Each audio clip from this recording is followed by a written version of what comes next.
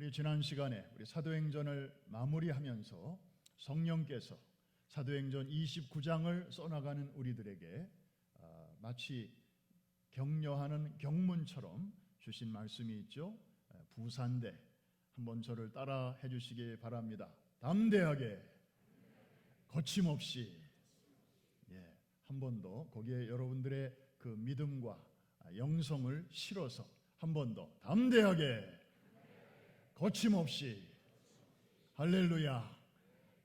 그렇게 살아나갈 때 주님께서 앞장서시고 또 길이 안 보이는 곳에 길을 만들어 주시고 이 동굴이 아닌 터널을 마침내 잘 뚫고 나갈 수 있도록 또 새 힘 부어주시고 지혜 주실 줄로 믿습니다.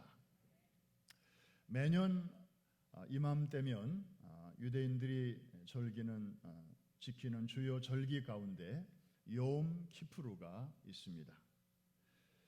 금년은 지난 월요일이었습니다. 보통 대속죄일이라고 부르죠. 이날은 이스라엘 사람들이 지난 1년 동안 지었던 모든 죄를 용서받고 탕감받는 아주 중요한 날입니다.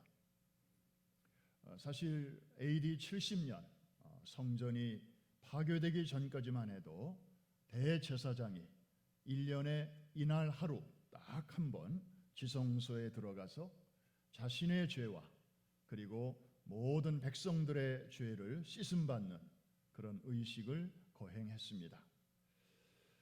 오늘날에도 이스라엘에 가면 이날은 법정 공휴일입니다. 그래서 우체국을 포함한 모든 관공서가 문을 닫습니다. 그리고 라디오와 TV도 정규 방송을 중단하고 종교적인 내용만 하루 종일 내보냅니다. 경건한 유대인들은 전날 일몰 때부터 이제 그 다음 날 해질녘까지 하루 동안 금식을 하지요. 그런데 대속죄일 날 오후, 그러니까 영적 분위기가 최고조에 달했을 때에 유대인들은 회당에 가서 꼭 읽는 책이 하나 있습니다. 구약 성경인데 그것이 바로 요나서입니다. 낭독이 끝나면 모든 회중들은 한 목소리로 이렇게 응답을 합니다. 우리는 요나와 같습니다. 다시 말하면 제가 바로 요나입니다. 오늘 설교 제목은 바로 거기서 따왔습니다. 한번 설교 제목을 따라해 주실까요? 제가 바로 요나입니다. 여러분, 질문이 하나 생기지 않겠습니까? 왜 유대인들은 새해 벽두에, 유대인들의 캘린더로는 지금이 이제 새해 첫 달이거든요. 그래서 얼마 전에 로시 하샤나라고 하는 새해 첫날을 맞이했고 그날로부터 열흘 동안 이제 참회하는 기간을 나팔절이라고 해서 이 양의 뿔로 만든 그 쇼파르라고 하는 나팔을 불면서 새해를 시작하고 열흘 동안 회개하면서 보내다가 그 열흘째 되는 날 욤 키푸르 대속죄일을 맞이하게 되는 것인데, 왜 유대인들은 이 새해 벽두에 1년 동안 지은 모든 죄를 용서받는 이 중요한 날에 구약 성경에 우리가 알거니와 39권이나 있지 않습니까? 창세기로부터 말라기까지 그 많은 책 중에 하필이면 이 중요한 날에 요나서를 읽을까? 거기에는 분명한 이유가 있을 것입니다. 오늘 몇 가지로 살펴보면서 이제 10월, 11월, 12월 석 달 동안 우리가 이 요나서와 함께 영적인 순례, 영적인 여행을 시작하려고 하는 것입니다. 첫 번째 이유는 이 요나서에 나타난 그 요나의 모습 속에서 우리 자신의 적나라한 자화상을 속속들이 볼 수 있기 때문입니다. 이것은 대단히 중요합니다. 자신의 내면의 모습을 얼마나 엉망이고 얼마나 하나님 앞에서 잘못되어 있는가를 보는 사람만이 하나님 앞에 형식적인 회개가 아니라 진정한 참회로 나아갈 수 있기 때문입니다. 요나서는 넉 장으로 이루어져 있습니다. 전반부는 1장과 2장, 후반부는 3장과 4장이죠. 전반부에서는 하나님의 명령이 임하였을 때에 불순종해서 하나님의 낯을 피하여 도망가는 요나의 모습이 나옵니다.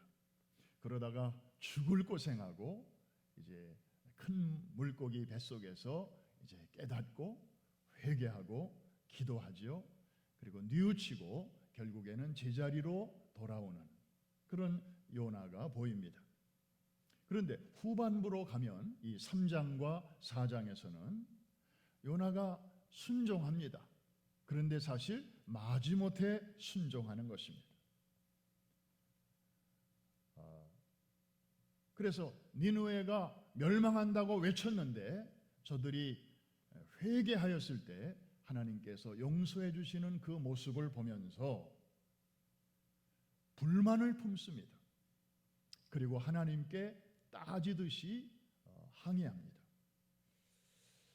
자, 전반부의 모습과 후반부의 모습을 여러분들이 앞으로 자세하게 보시게 될 텐데, 자, 이쯤 되면 누가 떠오르는 사람이 좀 없습니까?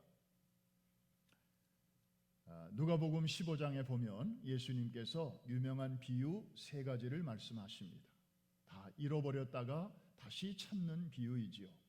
그 중에 백미는 뭐니 해도 집을 나간 자식이 결국에 다시 아버지의 품으로 돌아온다고 하는 이 탕자의 비유라고 알려진 그 내용일 것입니다.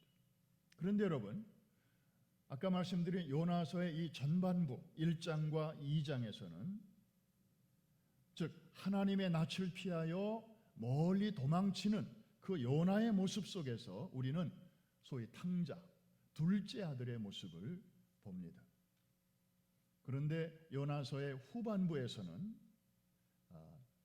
첫째 아들과 흡사한 모습을 우리는 또 보게 됩니다. 왜 그럴까요? 자, 하나님은 니느웨 성이 돌아왔을 때 아주 굉장히 기뻐하십니다. 그런데 요나는 전혀 기쁘지 않습니다. 기분이 나쁩니다. 왜?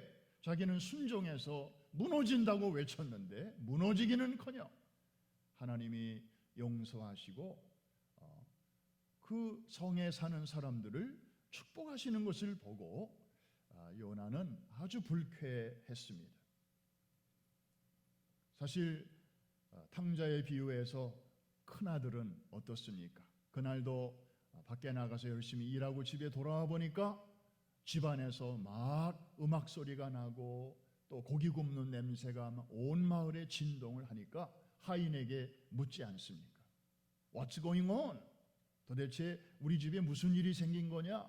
그러니까 집 나갔던 둘째 아드님이 돌아오셨습니다. 그래서 아버님이 너무 기뻐하셔서 지금 송아지를 잡고 잔치가 벌어지고 있습니다. 큰아들은 화가 나는 것입니다. 잔치 자리에 안 들어오는 것입니다. 아버지에게 가서 따집니다.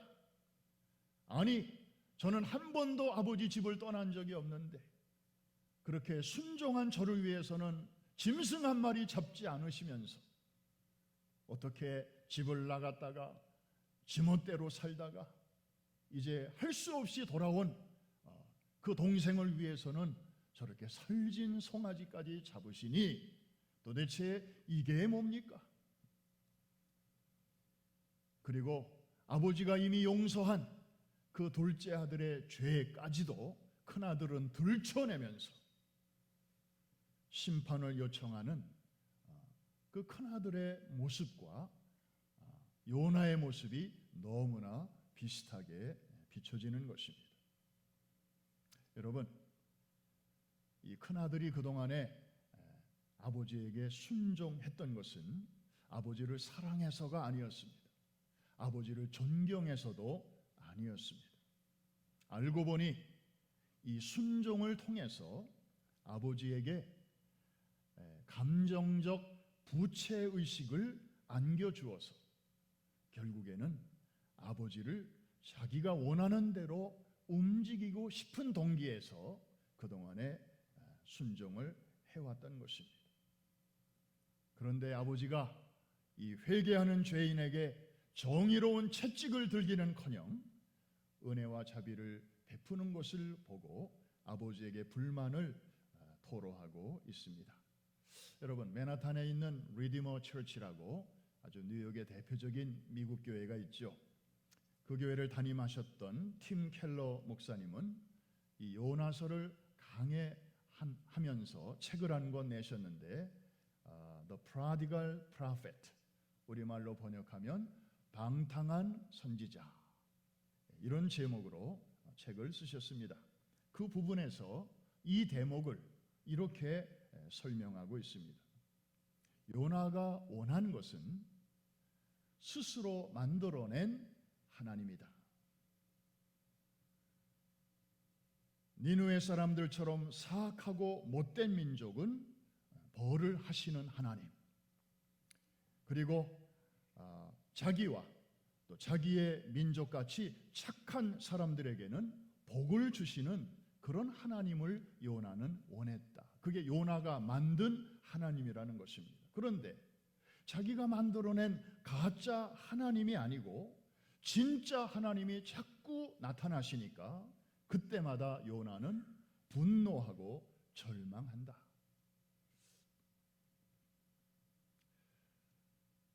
여러분, 이제 우리 자신을 한번 돌아보십시다. 하나님 앞에서 우리 자신을 한번 정직한 마음으로 들여다보자는 것입니다. 나는 과연 지금까지 하나님을 믿어왔는데 어떤 하나님을 내가 믿어왔는가? 성경에 계시된 대로 그대로의 하나님, 진짜 하나님인가? 아니면 내가 나름대로 그 오리지널 하나님을 놓고 더할 것은 더하고 뺄 것은 빼고 해서 내 구미에 맞게 각색한 내가 만든 가짜 하나님인가? 좀 질문이 너무 도전적이죠? 도대체 이게 무슨 말인가? 그러나 여러분들 한번 가슴에 손을 얹고 생각해 보십시오. 하나님이 하시는 일은 언제나 옳으시고 언제나 선하십니다. 제가 드릴 말씀이 없습니다. 사실 우리는 그렇게 늘 나가야 되는데 때때로 하나님, 이건 왜 이렇습니까? 저건 왜 저렇습니까? 왜 하나님 이럴 때 가만히 계십니까? 매는 뒀다 언제 쓰시려고 그러시는 것입니까? 그리고 왜 저같이 열심히 나름대로 지금까지 곁길로 안 가고 성실하게 신앙생활 해온 사람한테 하나님이 왜 이 정도밖에 못하십니까? 혹시 요즘같이 코로나 사태로 인해서 정말 크고 작은 크라이시스, 위기가 여기저기 또 오늘과 내일 항상 우리 주변에 있는 때를 살아가면서 사소한 일에 하나님에 대해서 혹시 섭섭한 마음, 그리고 하나님이 내 앞에 당장이라도 나타나시면 정말 언성을 높여서라도 따지고 싶은 그런 마음이 드실 때가 있지 않습니까? 그렇다면 한 번쯤 의심해 봐야 됩니다. 내가 믿는 하나님은 정말 성경에 나타난 진짜 하나님이신가? 아니면 내가 꾸며낸 하나님인가? 요나의 경우를 보면 요나가 그렇게 자주 실망하고 분노하는 것을 보면서 요나가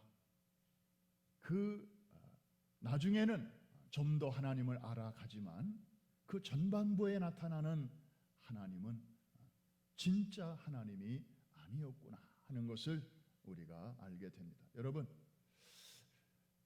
기왕의 신앙생활 할 바에야 우리가 제대로 해야 되지 않겠습니까? 나중에 임종의 자리에서 이럴 줄 알았으면 좀 교회 생활, 신앙 생활, 예배 생활, 헌금 생활, 전도 생활 정말 후회 없이 제대로 할 걸. 그런데 그런 생각을, 그런 철이 들 때쯤이면 이미 우리에게 기회가 더 이상 없음을 우리는 알게 되지 않습니까? 기왕에 우리가 하나님을 믿을 바에 내가 만든 하나님 믿지 말고 성경이 계시해 주는 대로의 진짜 하나님을 잘 믿게 되시기를 주의 이름으로 축원합니다. 제가 몇 년 전에 어느 목사 안수식에 참여했는데 그날 목사가 되는 젊은 후배들을 앞자리에 앉혀놓고 연세 많으신 또 경험도 많으신 머리가 하얀 목사님이 이제 설교 중에 이렇게 말씀하시더라고요. 여러분, 오늘 목사 안수 받는 거 축하드립니다. 몇 가지 부탁이 있습니다. 그러면서 첫 번째로 예수 잘 믿는 목사 되시기를 바랍니다. 처음에는요, 제가 그 설교 들으면서 좀 의아한 생각이 들었어요. 마치 대학생들 앉혀놓고 초등학생들에게 하는 이야기를 하는 것 같은, 무슨 장로, 권사, 안수집사 임직식도 아니고 목사 임직식인데 예수 잘 믿는 목사 되십시오. 그런데요, 자꾸 생각해 보니까, 그리고 그 내용을 이렇게 곱씹어 보니까 너무나 중요한 말이더라고요. 너무나 기본적이면서도 마치 야구장을 보면 퍼스트 베이스가 있잖아요. 여기를 밟지 않으면 세컨드 베이스, 서드 베이스 아무리 열심히 뛰어봐야 심판이 인정을 하지 않습니다. 그러니까 누구든지 어린이든지 어른이든지 아마추어든지 프로든지 항상 퍼스트 베이스는 정확하게 발로 찍고 가야 그 다음에 점수가 나든지 성적이 나든지 하는 것처럼 처음에는 이상했는데 나중에는 은혜와 감동이 되더라고요. 저도 여러분에게 그 감동을 한번 나누고 싶습니다. 여러분의 직분이 뭐든지 상관없이 기왕에 예수 믿을 바에 여러분이 만든 예수가 아니라 성경이 우리에게 보여주시는 진짜 예수님 잘 믿게 되시기를 주의 이름으로 축원합니다. 여러분이 만들어낸 하나님 말고 이럴 때는 이렇게 해주시고 저럴 때는 저렇게 해주셔야 나의 하나님, 이런 식의 그런 하나님 말고 정말 하나님이 하시는 모든 일은 언제나 옳으십니다. 제가 거기에 토를 달지 않겠습니다. 지금은 내가 모르지만 시간이 지나면 하나님이 그때 그래서 나의 삶을 그렇게 인도하셨구나, 나중에서야 깨닫게 되는 일이 얼마나 많습니까? 진짜 하나님 잘 믿으시기를 주의 이름으로 축원합니다. 설교도 그래요. 물론 설교자가 허튼 말 하지 말고 정말 하나님이 부탁하신 말씀을, 그 말씀만을 잘 전달을 해야 하는 것이 설교자의 사명이죠. 그러면 청중의 태도는 무엇입니까? 내가 듣고 싶을 만만 골라 듣는 게 아니고 내가 들어야 할 말씀을 오늘 하나님이 들려주실 텐데 그것이 내 구미에 맞든 안 맞든 하나님의 말씀으로 제가 받겠습니다. 그리고 그대로 살아보려고 노력하겠습니다. 이런 마음으로 말씀을 경청할 때 하나님께서는 그 흘러가는 말씀 하나하나에 담겨진 그 은혜를 우리에게 주시고 꼭 유명한 귀절을 통해서만 은혜 주시는 거 아니에요. 어떤 때는 정말 스쳐 지나가는 그 말씀 속에서 각 사람에게 필요한 은혜를 하나님이 주시는데, 들어야 할 말씀 앞에서 여러분들이 믿음으로 받고 그 말씀을 경험하게 되시기를 주의 이름으로 축복합니다. 그래서 요나서는 그 중에 나오는 요나를 보면 정말 내 모습을 어쩌면 그렇게 정확하게 보여주는지 모릅니다. 그것도 표면적인 모습이 아니라, 여러분 거울 앞에 서면 내 껍데기는 잘 보여줘요. 그런데 내 내면은 거울은 볼 수가 없어요. 내 감정은 거울이 몰라요. 그리고 정말 내 속이 지금 내 삶이 제대로 살고 있는지 그런 것들에 대해서는 거울은 침묵이에요. 그런데 요나서를 우리가 이렇게 묵상하다 보면 정말 둘째 아들의 모습도 보이고, 그리고 첫째 아들의 모습까지도 우리 안에 있음을 보여주는 고성능 거울입니다. 한번 따라합시다. 고성능 거울이다. 그래서 이 로마서 1장을 보면 이방인들의 죄악이 거기 적나라하게 나오지 않습니까? 하나님을 모르는 이방인들의 죄가 20몇 가지가 쫙 나옵니다. 하나님을 모르니까 저들의 삶이 어쩔 수 없이 부도덕하고 방종하고 하나님을 무시하는 자들의 삶이 그렇지 않습니까? 그러면 이제 유대인들이 로마서 1장을 보면서 그러면 그렇지, 이방인들이니까 저들은 지옥의 땔감으로 하나님이 만드신 존재들이니까 저렇게 사는 게 당연하지, 우리는 달라 나는 아니야 하고 우쭐대고 있을 때 로마서 2장으로 넘어가면 유대인들의 죄악을 또 적나라하게 말해주고 있습니다. 이방인들은 성경을 모릅니다. 하나님을 모릅니다. 그런데 유대인들은 성경도 합니다. 하나님도 합니다. 그런 자들이 저지르는 죄악상이 2장에 나와 있는 것입니다.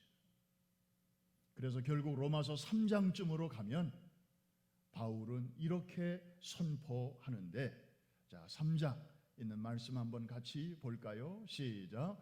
기록된 바 의인은 없나니 하나도 없으며 깨닫는 자도 없고 하나님을 찾는 자도 없고 다 치우쳐 함께 무익하게 되고 선을 행하는 자는 없나니 하나도 없도다.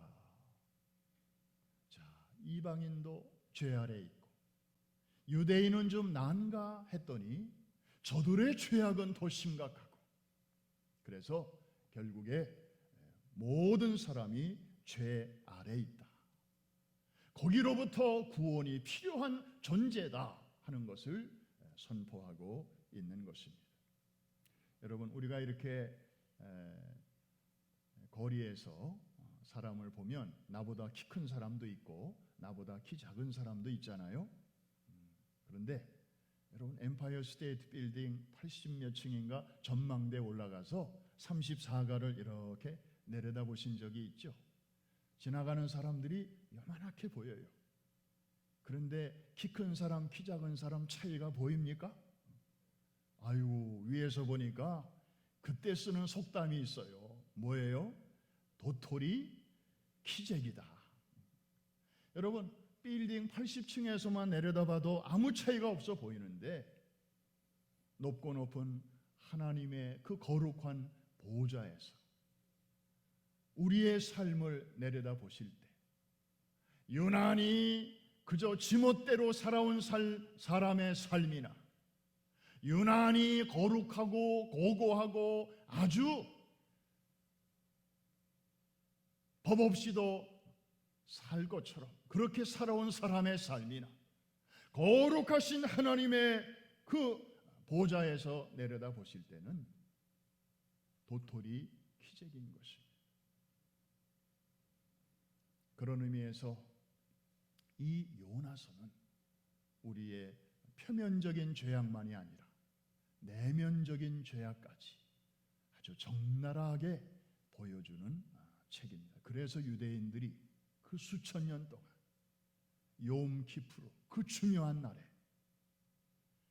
구약에 정말 다른 심오한 책들이 얼마든지 많이 있는데도 불구하고 이 짧은 요나서를 묵상하고 이것을 읽고 그 앞에 서는 것입니다.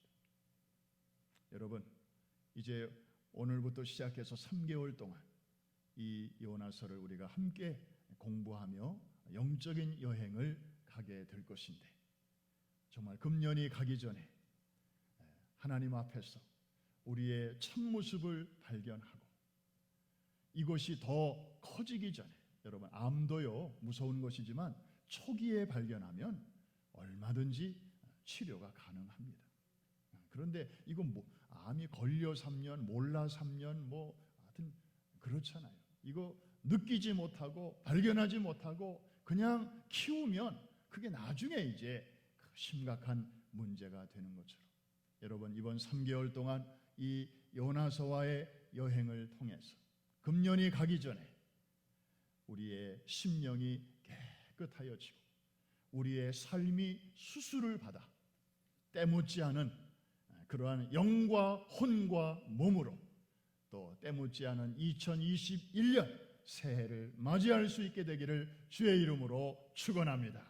축복합니다. 두 번째로 우리가 요나서를 공부하는 중요한 이유가 또 하나 있습니다. 자, 요나를 통해서 나의 모습을 발견하는 것 대단히 중요합니다. 그래야 진정한 회개로 나아갈 수 있기 때문이죠. 그런데 그거로 끝나면 안 됩니다. 요나서는 그런 목적으로만 주신 책이 아닙니다. 더 큰 목적이 있습니다. 그것은 뭐냐 하면 그런 허물 많은 요나를 다루시는 하나님은 과연 어떤 분이신가를 우리에게 보여주는 책입니다. 요나도 우리 눈에 보이지만 그런 요나를 어떻게 핸들하시는가? 요나가 곁길로 나갈 때는 어떻게 하시고 요나가 제대로 돌아올 때는 어떻게 하시는 하나님이신가? 그 하나님을 만날 수 있는 책이기 때문에 아주 중요한 것입니다. 자, 요나서는 총 몇 장으로 이루어졌다고요? 넉 장밖에 안 됩니다. 자, 1장을 보면 우리가 다음 주부터 이제 자세하게 들어갈 것입니다만은 이 나무를 보기 전에 먼저 숲을 보아야 한다, 그런 말이 있잖아요. 자, 1장을 보면 부지런히 요나가 뭘 합니까? 일하면 얼마나 좋겠습니까? 부지런히 도망갑니다. 그런데 그런 요나의 모습과 오버랩이 되면서 하나님의 모습이 보이십니다. 악독한 이방 민족에게도 구원의 마지막 기회를 제공하시려는 부지런히 일하시는 하나님의 모습이 1장에 보이는 것입니다.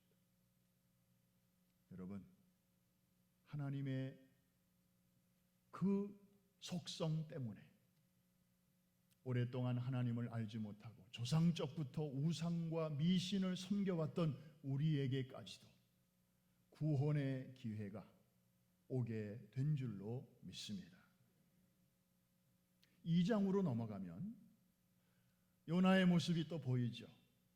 고통 속에서, 큰 물고기 뱃속에서 이제 회개하며 부르짖는, 기도하는 요나의 모습이 나옵니다. 동시에 어떤 하나님의 모습이 오버랩이 되어서 나타납니까? 죄인이지만 그가 돌이킬 때, 회개할 때, 뉘우칠 때 들으시고 그를 그 고통 속에서 결국에는 끄집어내시는, 구원해내시는 능력의 하나님을 우리는 보게 됩니다. 자, 3장으로 넘어가면요, 하나님께서 이제 요나에게 다시 사명을 부여하시죠. 사실 요나는 크게 실패했던 사람입니다. 하나님의 마음을 아주 실망시켰던 사람입니다. 그런데 하나님께서는 그런 실패자를 헌신짝처럼 버리지 아니하시고 그에게 또 한 번 기회를 부여하십니다. 어떤 면에서는 참 통이 크신 하나님 아니십니까? 우리 같으면 야, 사람이 너밖에 없냐? 야, 됐다. 넌 가라. 아마 다른 사람 찾아서 그 일을 맡길 것입니다. 왜? 지난번과 똑같은 일이 또 생기면 안 되니까. 그런데 하나님은 그렇게 안 하십니다. 만일에 하나님이 우리를 그렇게 대하셨다면 저나 여러분이나 오늘 이 자리에 있을 수 있는 사람이 과연 몇 사람이나 있겠습니까? 우리가 잘하려고 노력은 했지만 항상 노력한 대로 됩니까? 또 실수하고 또 돌아서고 또 하나님 실망시키고 그런 적이 한두 번이 아니었음에도 불구하고 하나님께서는 기다려 주셨고 또 우리에게 사명, 일감을 맡겨 주셔서 우리가 여기까지 오게 된 줄로 믿습니다. 마지막 4장으로 넘어가면 요나의 모습이 또 보이죠. 겉으로는 분명히 변화가 되었습니다. 참 가기 어려운 그 길을 갔습니다. 적국에 간 것입니다. 그리고 부탁하신 말씀을 선포했습니다. 그랬더니 요나가 기대하지 않았던 놀라운 일이 그 성 안에서 일어나지 않습니까? 탑 투 바로 그 왕부터 국민에 이르기까지 심지어 짐승들까지 애완동물들까지 아마 다 회개를 했던 것 같습니다. 하나님께서 계획을 바꾸셨습니다. 뜻을 돌이키셨습니다. 그러면 요나가 하나님과 함께 공감을 해야죠. 하나님과 함께 기뻐해야 되는데 하나님은 지금 기뻐 죽겠는데 요나는 아주 불쾌해 죽겠습니다. 편협한 고정관념의 패러다임에 여전히 사로잡혀 있었기 때문입니다. 그런데 여러분 너무 놀랍지 않습니까? 그런 요나를 하나님께서는 계속해서 설득하십니다. 설명하십니다. 깨우치려고 하십니다. 대화를 계속 하십니다. 여러분, 우리 이민 가정에서 부모와 자녀들 간의 대화가 참 어렵지 않습니까? 애들이 어렸을 때는 별 문제 없어요. 그런데 이제 커가면서 한국말보다는 영어를 쓰고 또 그러다 보니까 사고방식이 미국식으로 바뀌어가고 그 집에서는 어른하고 대화할 때는 고개를 겸양히 이렇게 숙이고 하도록 배웠는데 학교에서는 누구와 대화할 때는 똑바로 상대방의 눈을 보고 대화하라. 그래서 그렇게 했더니 선생님이 칭찬을 해주신 거예요. 그래서 집에 와서 부모한테 이제 칭찬 받았으니까 부모하고 대화할 때 눈을 똑바로 뜨고 대화를 했더니 귀싸대기를 맞아요. 그리고 우리 부모들도 아버지 학교, 어머니 학교에 갔더니 대화하는 방법, 자녀들과 대화는 이렇게 하면 된다고 또 배워가지고 또 이제 열심히 이제 실천을 해보려고 하는데 한두 마디까지는 돼요. 그런데 세 번째 고개를 넘어가려고 하니까 아버지들은 성질이 급해서 욱 하는 생각이에요. 이 녀석이 버르장머리 없이 어떻게 계속 말대꾸를. 그러니까 더 이상 대화가 안 되고 손이 올라가고 그래서 우리 청소년기의 아이들은 더 이상 부모하고 대화하려고 하질 않아요. 아니 우리 부모들도 우리가 배 아파서 난 자식하고 우리가 끔찍히 위하고 사랑해서 여기까지 이민까지 오지 않았습니까? 자식 위해서 왔는데 그런 자식하고도 대화가 몇 마디 오래 못 가는데 하물며 우리 하나님은 얼마나 답답하시겠습니까? 하나님은 창조주이시고 우리는 피조물이니까 이건 차원이 다르지 않습니까? 생각이 워낙 다르지요. 그런데도 요나서 마지막 부분을 보면 하나님은 끈질기게 요나와의 대화를 시도하십니다. 설득하십니다. 우리가 요나서에서 놓치지 말아야 할 부분이 바로 이 대목입니다. 요나도 중요하지만 그 요나를 어떻게 대하시는가, 그걸 보면 그분이 나를 어떻게 지금도 대하시는가를 알 수 있기 때문입니다. 실제로 요나서 안에는 하나님 혹은 여호와라는 이름이 총 48절 가운데 31번이나 나오고 있습니다. 그만큼 요나서는 하나님에 대해서 우리에게 많은 내용을 전해주고 있습니다. 그분의 성품, 그분의 능력, 또 그분의 통치의 범위, 정말 바다 한복판에서 대풍까지도 동원하시는 하나님, 그리고 큰 물고기 뱃속에 들어간 그 인생까지도 섭리하시는 하나님, 그리고 정말 패역하고 악독하고 그런 죄인들에 대해서, 아니 거기까지 갈 필요 없이 하나님의 명령에 순종하지 않고 도망가는 그러한 당신의 자녀에 대해서 어떻게 대하시는지, 이러한 여러 가지 내용들을 우리에게 알려주십니다. 하나님에 대해서 우리가 더 깊이 알 수 있는 귀한 책입니다. 여러분, 성경에 보니까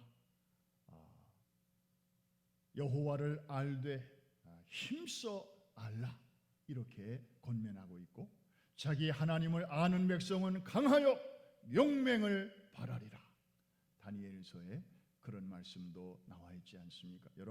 여러분이 하나님을 어떤 분으로 아느냐에 따라 여러분의 신앙생활의 내용이 결정됩니다. 하나님은 교회 안에만 주로 계신 분이다 이렇게 생각하고 교회 생활 하시는 분들은요, 예배 드릴 때는 아주 엄숙하게 예배 드려요. 그런데 예배가 끝나고 주차장으로 가는 순간부터, 자동차에 타는 순간부터 트로트 뽕짝 나옵니다. 왜? 이 차에는 하나님이 안 계신다고 생각하니까, 하나님은 저기 계신다고 생각하니까. 그리고 아까 교회 오면서 차 안에서 다투었던 부부싸움 제2라운드 시작합니다. 우리 모두 그런 수준이 다 있었잖아요. 처음부터 성숙한 수준으로 갑니까? 그러다가 내가 성경을 더 읽고 말씀을 듣고 신앙생활을 더 하다 보니까 하나님은 성전에만 계신 분이 아니요, 하나님은 더 광대하신 분이요, 길거리에도 계시고 차 안에도 계시고 우리 집안에도 계시고 부엌에도 계시고 God is everywhere. 어디에나 계신 하나님으로 고백할 수 있는 그 수준까지 가면요, 모든 곳이 다 예배당입니다. 할렐루야. 여러분이 하루 종일 나가서 일하시는 그 직장과 일터도 거기가 바로 지성소가 되는 것입니다. 야곱이 그런 고백을 하잖아요. 빈들에서 도망가다가 잠에서 깨어난 다음에 여호와께서 여기도 계시거늘 내가 알지 못하였도다. 날마다 달마다 해가 바뀌면서 하나님을 더욱더 깊이 알아가시는 저와 여러분 되시기를 주의 이름으로 축복합니다. 하나님이 여기도 계시거늘 내가 예전에는 미처 알지 못하였도다. 날마다 그 신앙의 지경이 확장되는 이 은혜가 우리 모두에게 있게 되기를 주의 이름으로 축복합니다. 마지막 우리가 요나서를 통해서 배워야 할 또 하나의 교훈이 있다면 선교에 대한 부르심을 우리가 들어야 합니다. 여러분, 요나서를 1장부터 끝장까지 읽어보면 결국에 선교에 대한 이야기입니다. 선교는 무엇입니까? 어려운 게 아닙니다. 하나님께서 이 교회를 세우신 목적은 좋은 것을 세상과 나누라고, 그래서 교회를 세우시는 것입니다. 그래서 미안한 얘기지만 이 사찰이나 이 절가는 이 도심지에 없고 주로 저 산속에 있어요. 그런데 교회는 이렇게 마을에 있고 도시에 있습니다. 하나님이 교회에 주시는 좋은 것들을, 그것을 세상과 나누라고 주시는 것이죠. 그 좋은 것 중에 가장 최고는 복음입니다. 예수 그리스도의 죽으심과 부활을 통해서 돈으로도 살 수 없고 과학으로도 해결할 수 없는 인간의 근본적인 문제들, 그 중에서도 가장 심각한 문제가 있습니다. 죄의 문제, 그 다음에 죽음의 문제. 이것은 어느 누구도 지금까지 해결한 사람이 없습니다.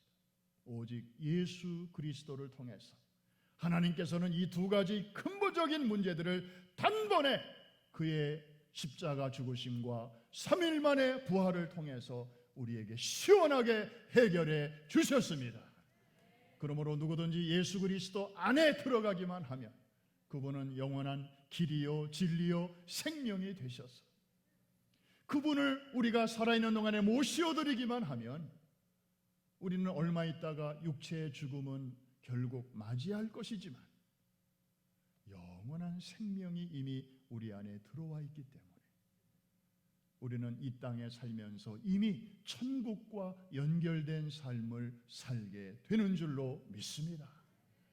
이 정말 이 아름다운 소식, 이 좋은 소식, 이 복음을, 물론 교회가 세상과 좋은 먹거리도 나눠야 되고 또 좋은 문화적인 콘텐츠도 나눠야 되고 또 아이들에게 먹을 것, 또 볼거리, 많은 것들, 교회가 지역사회를 위해서 할 수 있는 것들이 많이 있습니다. 마스크도 나눠줘야 되고 그러나 그런 것보다 정말로 더 중요한 것은 바로 복음을 나누라고.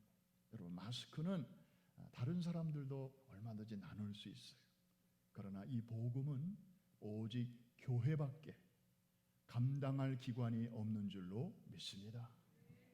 이 바로 가까운 곳 전도와 먼 곳의 선교, 그리고 가까이 있는 우리 다음 세대들, 그리고 먼 데 있는 다음 세대들을 우리가 하루라도 빨리 이 복음으로 먼저 저들에게 심어주기 위해서 애를 쓰는 것입니다. 이 중요한 사명을 부여받은 교회가 요나처럼 도피해서는 안 될 것입니다. 저 배 밑으로 내려가서 잠을 청해서는 안 될 것입니다. 코로나 사태라고 해서 아이고 우리가 지금은 할 수 있는 게 아무것도 없어요, 그냥 마냥 주저앉아만 있어서도 안 될 것입니다. 그리스도인들은 더 이상 침묵하는 죄를 범해서는 안 될 것입니다.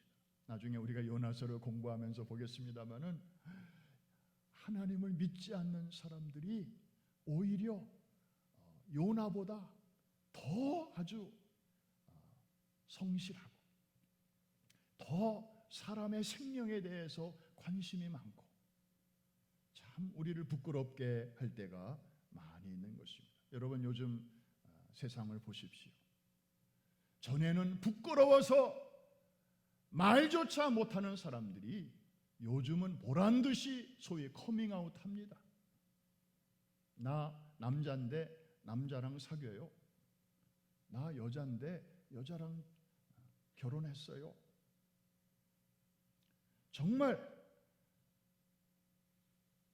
담대하게 그렇게 커밍아웃하는 세상 아닙니까? 그런데 우리 그리스도인들이 진짜 중요한 내용을 갖고 있으면서도 그것을 부끄러워하고 당당하게 말해야 할 시간에 그냥 침묵으로 지나간다면,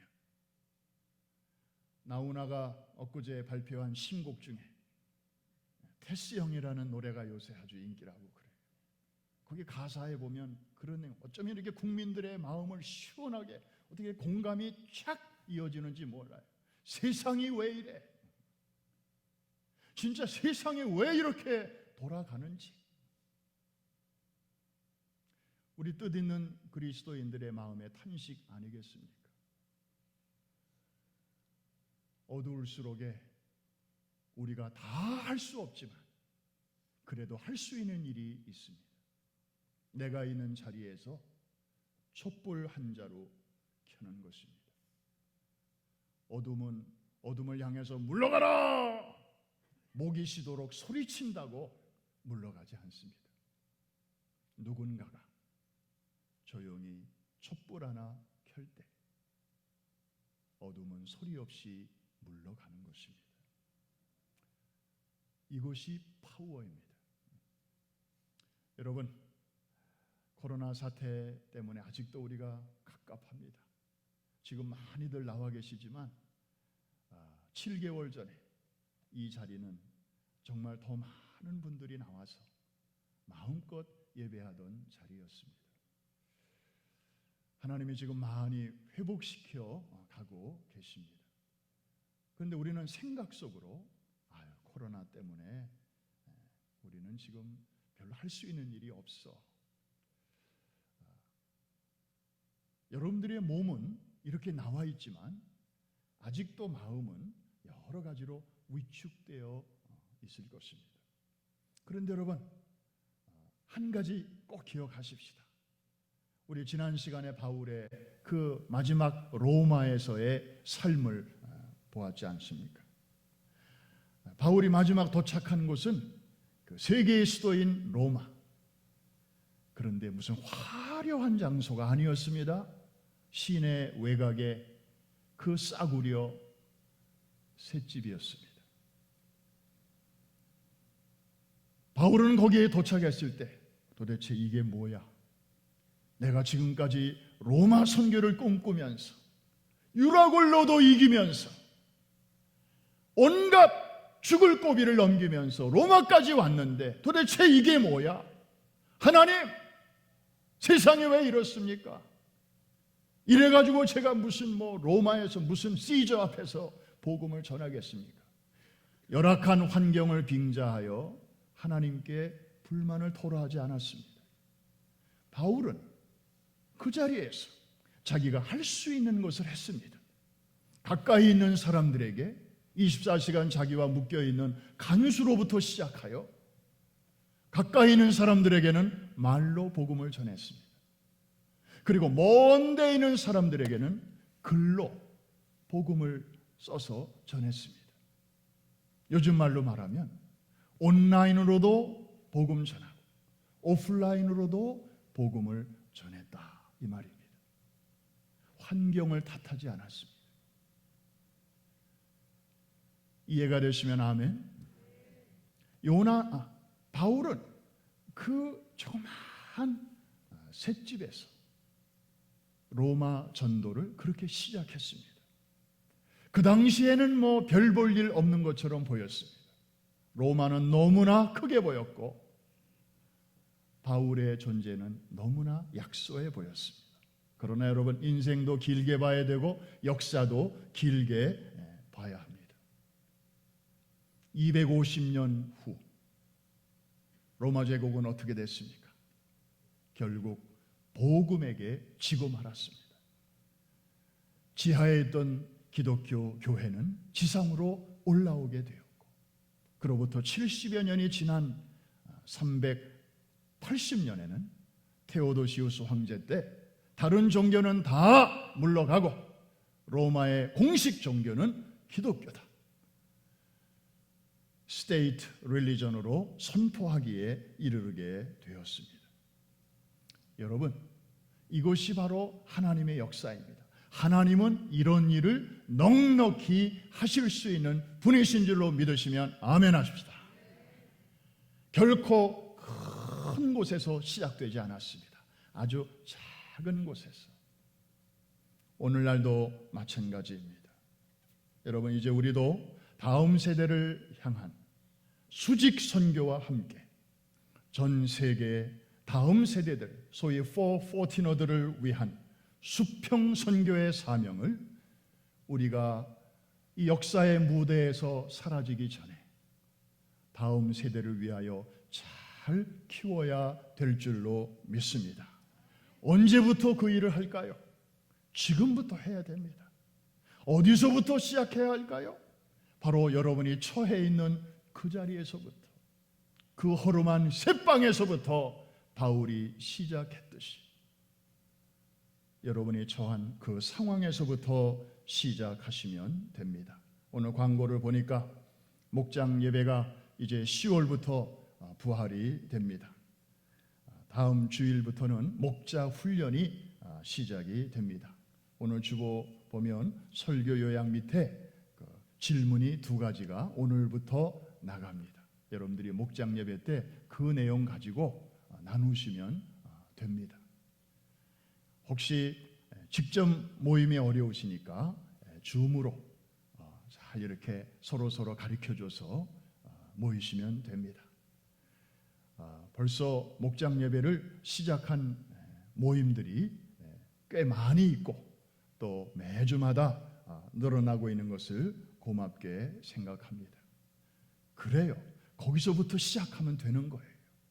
그래서 이렇게 주일날이면 금요일이면 나와서 예배하시고 또 주중에 혹은 주일날 저녁에 목장 식구들이 함께 모여서 거기에 교제가 있고 양육이 있고 그리고 선교가 있습니다.